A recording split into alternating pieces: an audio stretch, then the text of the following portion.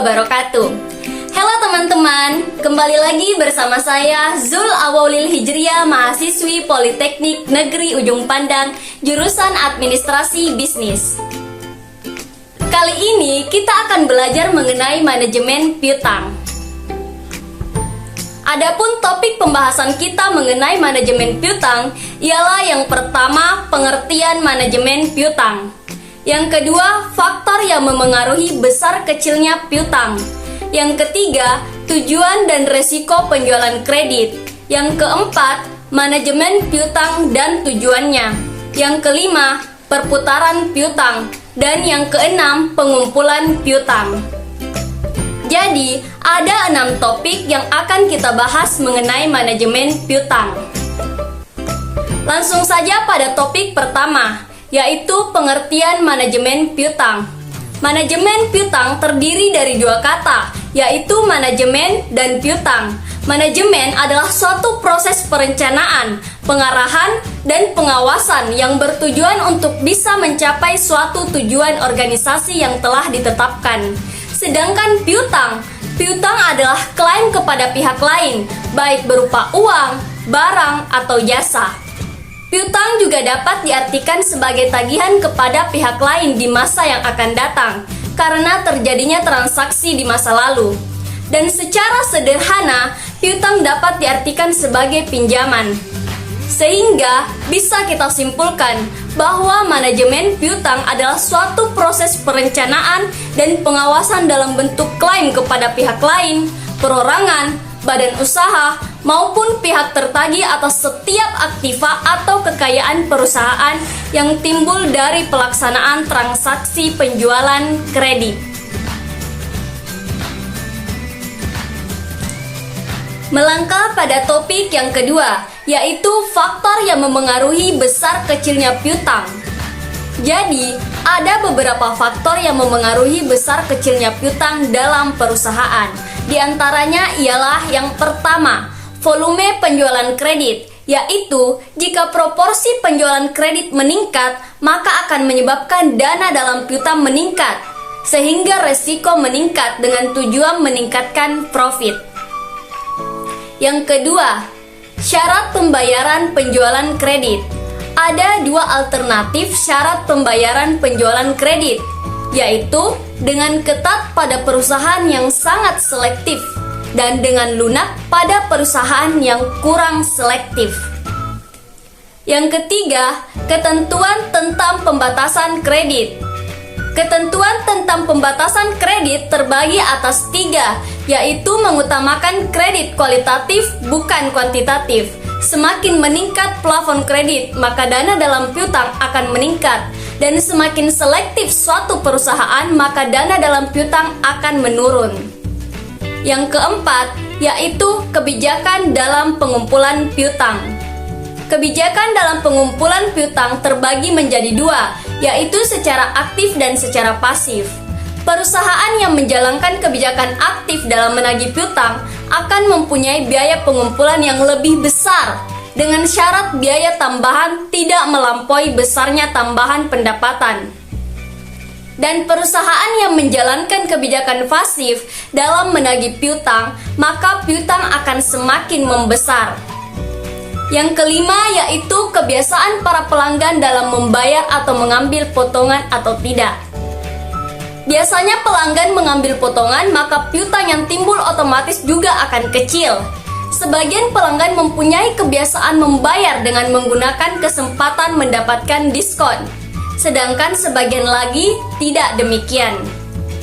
Yang keenam, yaitu lama persyaratan kredit. Jika persyaratan kredit semakin lama, maka piutang akan semakin meningkat atau bertambah. Dan yang ketujuh, karakteristik industri. Melangkah pada topik yang ketiga, yaitu tujuan dan resiko penjualan kredit. Adapun tujuan penjualan kredit, yaitu yang pertama, merangsang minat para langganan. Yang kedua, menaikkan volume penjualan. Yang ketiga, meningkatkan laba bersih perusahaan. Dan yang keempat, strategi memenangkan persaingan, yaitu dengan memperbesar market share. Selanjutnya resiko penjualan kredit. Adapun resikonya yaitu yang pertama, tidak terbayarnya piutang. Solusinya dengan menyediakan cadangan dana. Semakin meningkat volume penjualan kredit, maka dana yang diinvestasikan dalam piutang akan meningkat, sehingga resiko tidak terbayarnya piutang juga meningkat. Risiko yang kedua yaitu keterlambatan waktu pembayaran piutang. Akibatnya timbul biaya pengumpulan piutang atau cash diskon, dan untuk mengatasi itu digunakan syarat biaya diskon, yaitu harus lebih kecil dibandingkan dengan tambahan laba. Selanjutnya, hal-hal yang terkait dalam pengumpulan piutang dan kebijakan kredit. Adapun hal-hal yang terkait ialah standar kredit, termin kredit, potongan tunai, dan default. Standar kredit ialah kualitas minimum penilaian kredit dari permintaan kredit yang dapat diterima oleh perusahaan. Variabel yang harus dipertimbangkan dalam pemberian kredit ialah kualitas piutang dagang yang dapat diterima, jangka waktu periode kredit, potongan tunai untuk pembayaran lebih awal, dan program pengumpulan piutang. Termin kredit. Termin kredit ialah jangka waktu periode kredit dan potongan tunai yang diberikan jika dilakukan pembayaran lebih awal. Potongan tunai. Potongan tunai ialah persentase pengurangan pembayaran dari jumlah bruto penjualan karena pembayaran dilakukan dalam periode potongan tunai. Dan default risk, yaitu kerugian dari piutang dagang yang tidak tertagih yang mungkin terjadi karena pelonggaran standar kredit dan perlambatan waktu pengumpulan piutang. Selanjutnya, biaya atas piutang. Biaya atas piutang terbagi atas biaya penghapusan piutang, biaya pengumpulan piutang, biaya administrasi, dan biaya sumber dana atau modal.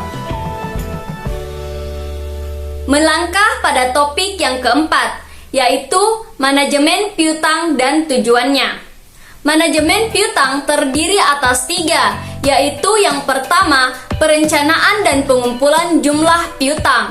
Yang kedua, pengendalian piutang. Dan yang ketiga, penggunaan rasio. Yang pertama, perencanaan dan pengumpulan piutang. Rencana jumlah piutang pada waktu yang akan datang disusun berdasarkan budget penjualan dengan memperhatikan persyaratan pembayaran yang ditawarkan perusahaan dan kebiasaan pelanggan membayar utangnya. Yang kedua, pengendalian piutang. Untuk pengendalian piutang secara ketat perlu dilaksanakan penyaringan langganan, penentuan resiko, penentuan potongan, pelaksanaan administrasi yang berhubungan dengan penarikan kredit, dan penetapan ketentuan-ketentuan dalam menghadapi para penunggak.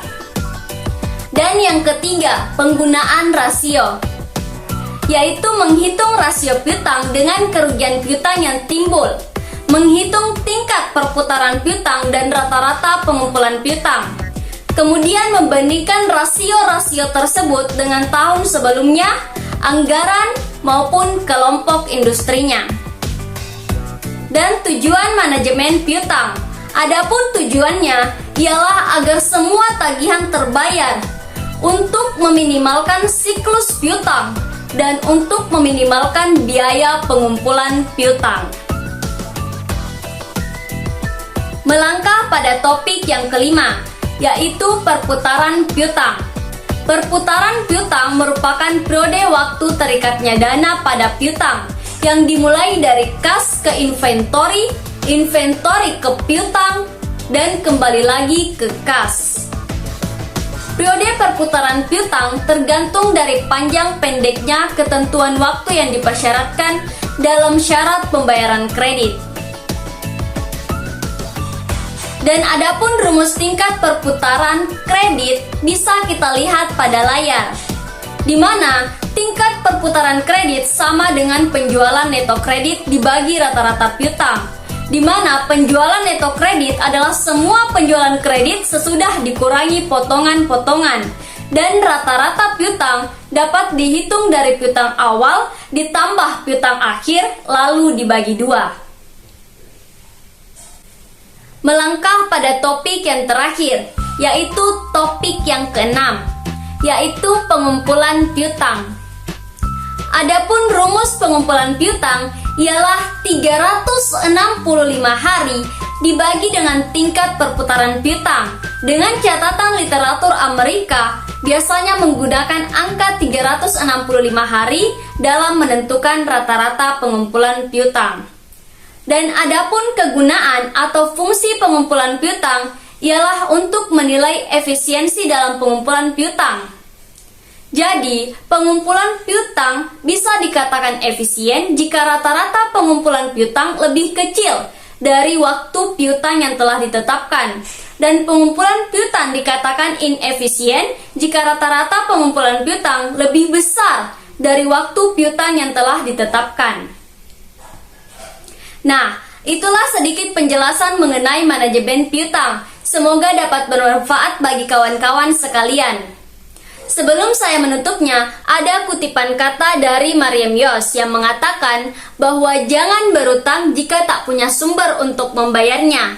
Jangan ingin kebutuhan tersier kalau memang buat kebutuhan pokok aja masih susah, akhirnya menyusahkan keluarga orang lain. Sekian dari saya, terima kasih. Wassalamualaikum warahmatullahi wabarakatuh.